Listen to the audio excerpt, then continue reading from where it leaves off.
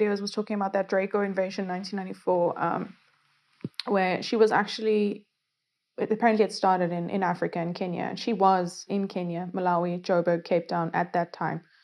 Was she there for the invasion? Was her memory wiped? What is her connection to Africa? She was always very connected here. Yes, so what they're saying is that they had to wipe it. She was involved there somehow. All of you were. What happened there? There was a war, and the Draco invaded along with some reptilians as well. Why was it in Africa? Because this is the prime hub for all the trafficking within this world and also within the galaxy. What do you mean trafficking? The human trafficking. Why is Africa the hub? Because this is where all the underground bases exist for them. But there are bases all over the world, as I understand it. You have to understand that this is the actual main or headquarters, if you can say that. Why exists underneath this piece of land. This is why Cape Town and Table Mountain has to be guarded so thoroughly, because these dimensional portals within the mountain is an escape route into Antarctica, and Antarctica is then an escape route into the rest of the galaxy. This is how they take them and travel them through. What do you mean they take them? Who's them?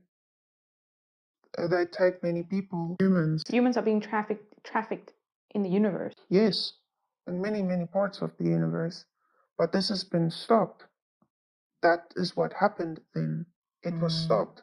There was also a sphere placed around our entire solar system. No one could get in. No one could get out. So you're saying that through the portal of Table Mountain, going to Antarctica, they were trafficking people out. Yes. What's the purpose of doing that?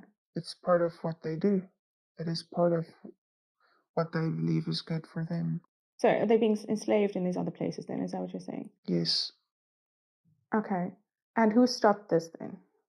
The Galactic Federation, and also many, many intergalactic races. But why is Africa specifically? Is it because it's close to Antarctica? Africa is the center of your planet, if you can refer to it like that. If you look at your map, this is a center meeting point for these kinds of experiences. There is this dimensional and portals within the mountain, which you also refer to as stargates. When you go through the stargates connect to other parts of the world. There are many stargates around the world. And when you go through the stargates, you also go through to the supergate, which is in Antarctica. The supergate leads to the sun, and the sun leads to all the other suns. Okay, so it's kind of like an express highway to the rest of the universe. Yes. Okay, and you're saying then that the Dracos were stopped at that point by the Galactic Federation, and then what happened then? You said they invaded. What exactly happened? And what happened to the people? So what they're showing is that it was stopped even before it started. So there was some, what they're showing is there were like, everyone knew, all the people knew about this. Everyone saw it happen.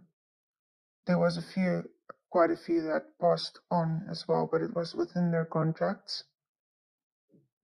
And what they're showing is that the whole world knew about this, but the whole world was not ready for this, to understand and remember this. And this is why there has been the initiation of like a cloak, which is that vow of forgetfulness that you are so well familiar with.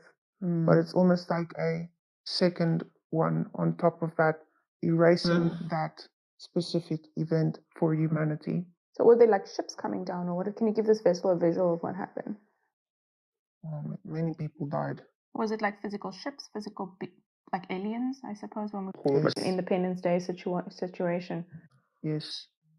So I'm seeing many different kinds of craft and like bombing.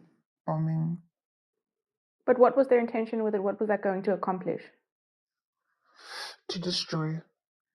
Okay, because they couldn't get their way, is that correct? Yes. Right. They saw that it wasn't going to work out for them. And then what exactly happened then when this during or after this destruction? Many were captured, and there was this barrier around the solar system. So they couldn't get out. Sphere beings. Say again? Sphere beings made a barrier around the solar system. Are you talking about the blue spheres? Yes. They couldn't get out, no one could come in. So the Draconians who attacked could not get out because of that sphere. Yes, but many of them were already captured. And the world continued on, just like nothing happened. And many of the beings in the higher positions were actually replaced. What do you mean? They were replaced with other beings, like clones. Yes. So you're saying the Draconians were captured? It is not just the Draconians, it's the reptilians. And they were captured by the Federation, are you saying that? Yes. And what happened to them? They were taken. What do you mean? They were taken out of the solar system and captured, imprisoned. And some of the beings that incarnated as human that contributed to this, they were replaced. What do you mean replaced? By clones. Okay. And then you're saying who was in, so we were all involved in this? Everyone all over the world? We all knew that what happened, yes. No one could deny what happened because it was right in our faces. We witnessed many people die. But it's almost like there was this, what they're showing me is almost like a vortex back in, almost like they went back in time to prevent this from happening. This is what is meant, like this was stopped even before it started again. So there was this event, but it was like almost like it was in a parallel dimension. And we were shifted to another one to be in a place where it was almost like nothing happened. Although we experienced many changes, such as what is referred to as the mandala effects. Yes, what's the connection there? When you shift timelines or bring a collective into a specific timeline for the highest good of them because they need to continue with the process of shifting, then some small minor glitches can occur. And this is what is referred to as the mandala effect. And it can be something that is just like the slightest little thing, which is just a change in word or the change in storyline. And is there not some kind of collective subconscious PTSD because of this event within humanity? Yes, there is some residual energy that does reside within the humans, but everyone is doing very well in clearing out their past and ancestral traumas, which also eliminates this. Okay, so it's just kind of, once again, overlaid of all the other compounded traumas we have from all the other existences we've had. Yes. Okay, is there any message for the people who might think they were struggling with some kind of PTSD from that time or physical ailments? Just remember, it was just a story. It was just an experience. Don't take life so seriously. Just enjoy what is right in front of you. This is where all your answers are as well. But what if you get stabbed in your right now moment? That is a different experience for you, which has a different meaning for you. But if you do happen to go through an experience like that, there is always a lesson in it for you. But how can one enjoy that experience? Within that experience, you are acting within the instincts of being human. So that experience is so quickly over to a sense that it was something that was just a story. You almost immediately find yourself on the other side of it when you experience things like that. So the reason you experience things like that and also then survive to tell the story is because you had a lesson to learn in that experience. It seems like a cruel lesson. There is no cruelty in source, only the meaning that you attach to the things that you experience. Yes. Okay. So then this collective thing that happened to the whole of humanity. Is there any other message about that, this 1994 invasion? Just remember to see it as a movie that you watched on a screen. Do not attach to it. Come back to your now moment. Release and allow yourself to be open to receive what is true for you. That is what the experience is all about.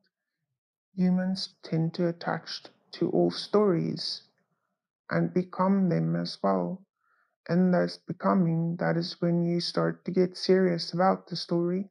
And that is when the story then becomes quite difficult at some points. But you can take yourself as the observer at any point in time. Okay, because I suppose for some people they might think it's patronizing or belittling to call it a story if they're completely immersed in it. Yes, well, from that perspective, you will be unable to see it like that unless you are willing to release all the suffering that is in it. Every story that is really hard has a point or precipice that we would like to refer to. This vessel actually explained this to you yesterday. She reached the precipice of suffering a few months ago, and she couldn't suffer anymore. And that is when she shifted out of it. When you shift out of the suffering, clarity comes, and then new energy can come into your reality because you made space. And how did she shift out of the suffering? By choosing that. She literally said, I can't do this anymore. And she changed her mind about it. Yes, and she said, "I hand over this to my higher self." Yes. Okay, and then? And that is where you then start getting new insights within your now moments, where the now moments can become enjoyable to a sense again, even in the smallest things, which is just like in a little cup of tea. And then this inspired action happens, right? Just be with the cup of tea.